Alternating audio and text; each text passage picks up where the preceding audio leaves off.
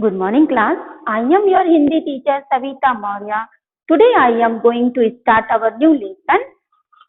पाठ 18 तुम गुरु बनो मैं चेला।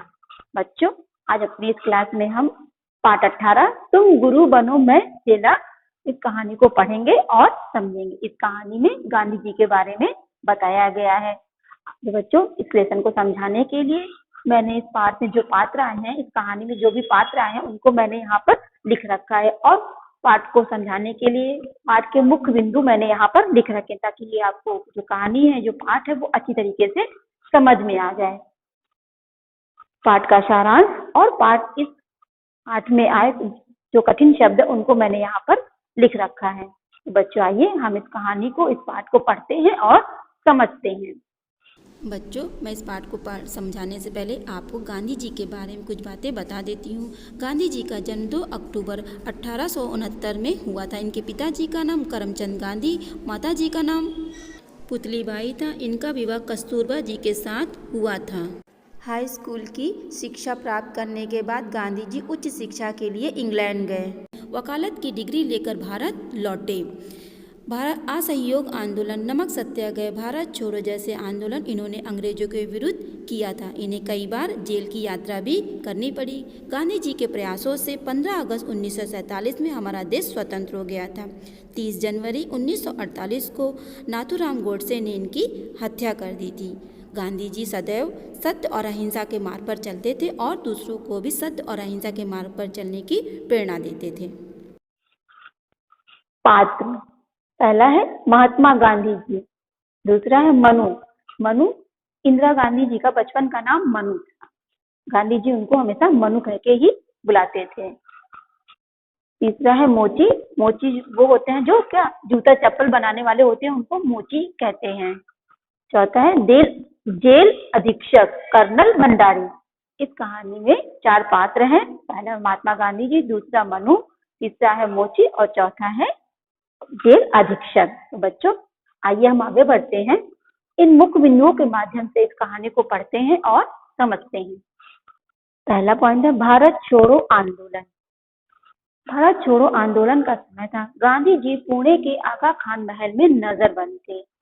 आगा खान महल में गांधी जी ने अपने प्रिय सचिव महादेव भाई देसाई को खोया। आगा खान महल में उन्होंने अपनी प्रिय पत्नी कस्तूरबा बाई को भी खो दिया था। इस वजह से गांधी जी के मन को बहुत ही झकझोर दिया था।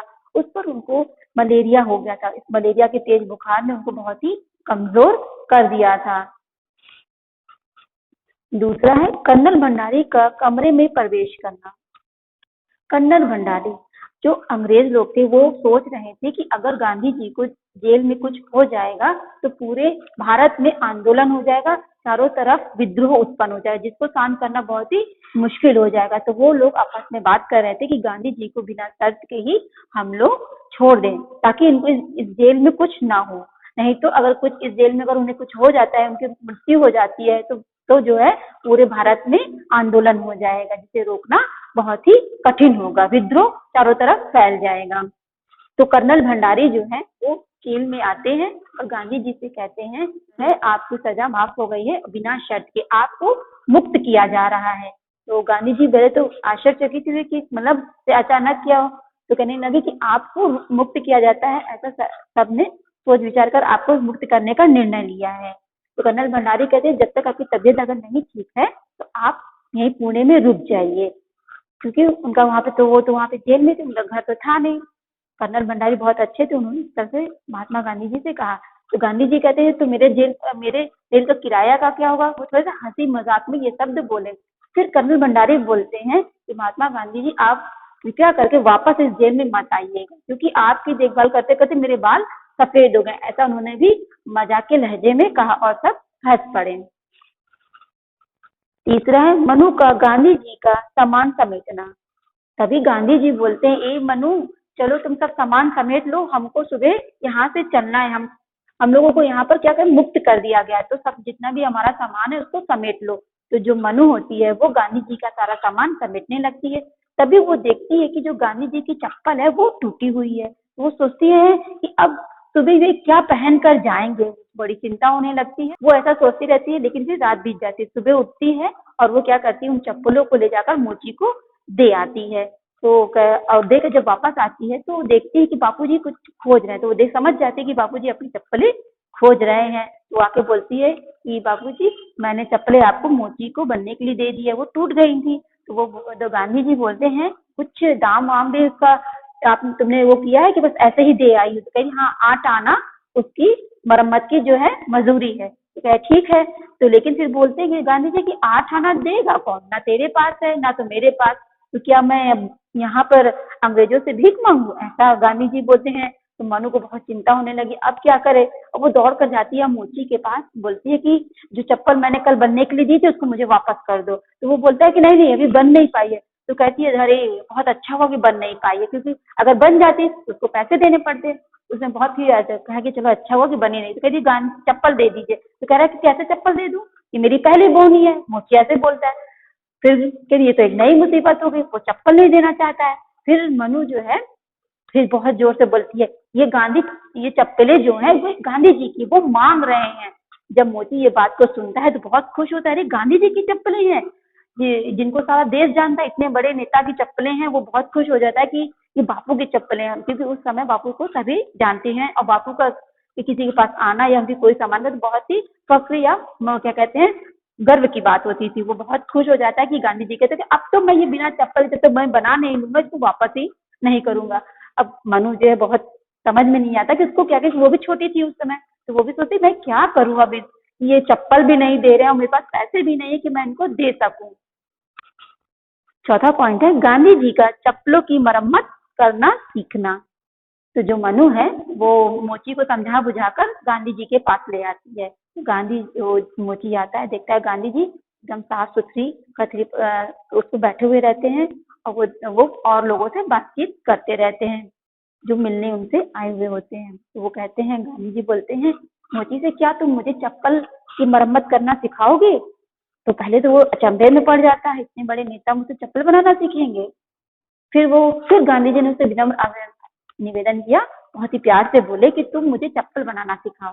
तो वो संकोच करता है, लेकिन जब गांधी जी ने उसको प्यार से बोला तो उसका संकोच दूर हो गया और वो गांधी जी के पास आकर बैठ गया और वो गांधी जी को चप्पल बनाना सिखाने लगा।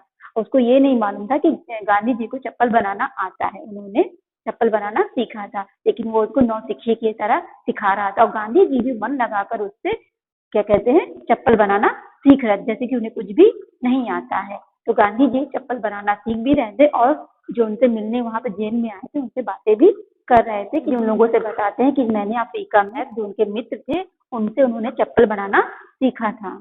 तो कह रही ये तो बड़ी आश्चर्य की बात। और उन्होंने कहा कि मैंने एक जोड़ी चप्पल अपने मित्र जी बताते हैं कि मैंने एक जोड़ी चप्पल बनाकर मुझको भेंट की थी। सब कोई आश्चर्यचकित होते, वो तो आपका विरोधी है। कह रहे, अरे सत्याग्रही का कोई विरोधी नहीं होता, वो मुझे अपना दुश्मन मानता है, मैंने कभी उसको अपना शत्रु नहीं माना है।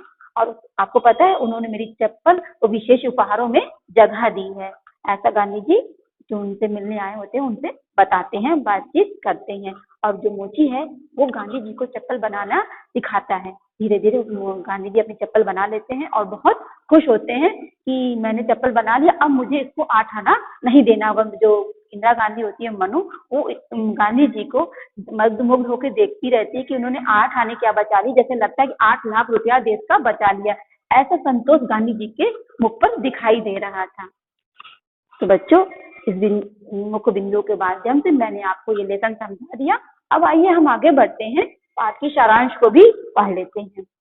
पाठ का सारांश। प्रस्तुत पाठ में गांधी जी की जीवन और विचारों की सादगी का वर्णन किया गया है। गांधी जी के जीवन की ऐसी अनेक घटनाएं हैं जो उनके महान व्यक्तित्व को उजागर करती है।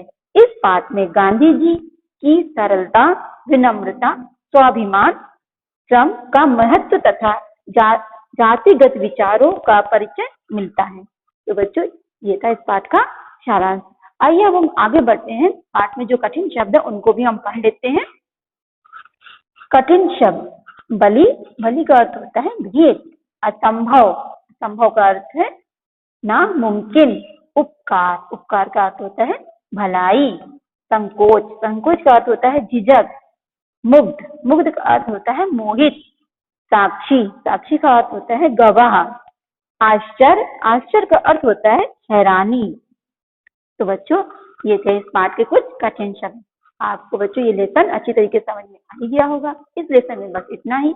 अगला टॉपिक हम अपने नेक्स्ट वीडियो में पढ़ेंगे। तब तक के लिए आप घर पे रहिए और सुरक्षित रहिए।